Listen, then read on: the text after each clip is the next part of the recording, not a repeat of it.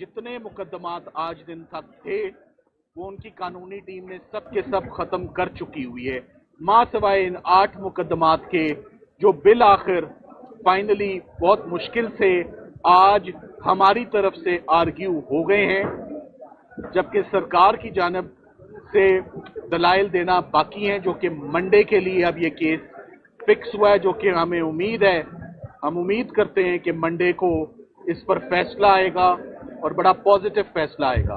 इमरान खान साहब ने 9 मई को उनको गिरफ्तार किया गया इस्लामाबाद हाई कोर्ट की प्रेमिसेस से, और 12 मई को उनको सुप्रीम कोर्ट के ऑर्डर्स पे उस अरेस्ट को 9 मई को उनके होने वाली अरेस्ट को भी गैर कानूनी, इलीगल, इनवैलिड और अनकॉन्स्टिट्यूशनल डिक्लेयर किया।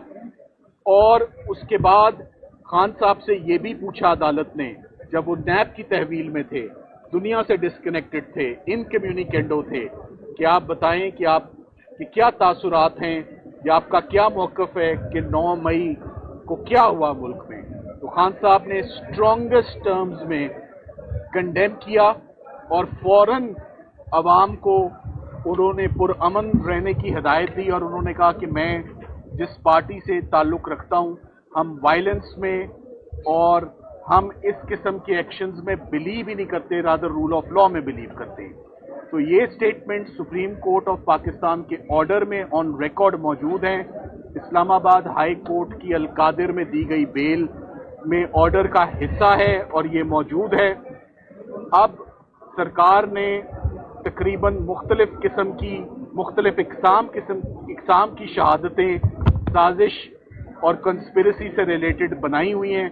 आज तमाम की तमाम शहादतों का पोस्टमार्टम कोर्ट के अंदर किया गया और अदालत ने देख लिया कि उनमें कितना दम है। हम उम्मीद करते हैं कि मंडे को बहुत पॉजिटिव डिसीजन आएगा, इमरान खान साहब के आखिरी मुकदमात में भी उनको रिलीफ मिलेगी, और उसके बाद उनका एक आखिरी मुकदमा तोशाखाना 2 इस्लामाबाद में रह जाएगा, जो हम उम्मीद करते हैं, चीफ जस्टिस साहब से दरख्वास्त भी करते हैं कि इमरान खान साहब और उनकी अहलिया के मुकदमात को प्लीज़ फिक्स फरमा दें, प्लीज़ वो केसेस लगा दें, ताकि हम उसमें भी अदालतों को असिस्ट करें और जो इंसाफ है वो हम अदालतों से लें। बहुत देर से ये केसेस उल्तवा का शिकार हैं, हमारी बार बार एप्लीकेशंस देने के बावजूद तोशाखाना का केस नहीं लगाया जा रहा। तो जैसे ही इमरान खान साहब के केसेस अदालतों में लग जाएं, मेरा ख्याल है उसी दिन या उसी हफ्ते, अगर मिसाल के तौर पे 300 केस खान साहब के अगेंस्ट रजिस्टर्ड हैं, तो 295 केसेस में उनको जमानतें मिल चुकी हैं या वो बरी हो चुके हैं। सिर्फ चंद एक केसेस बिहाइंड है 300, और 300 केसेस रजिस्टर होना कोई मामूली बात नहीं है। 300 केसेस को डिफेंड करना कोई मामूली बात नहीं है। अब तो 2022 से ये सफ़र शुरू हुआ है, 2025 हो चुका है। मेरा ख्याल है कि इट्स हाई टाइम नाउ कि बेटर सेंस शुड प्रिवेल और खान साहब जो हैं वो बाहर आ जाएं। Thank you very much. Thank you.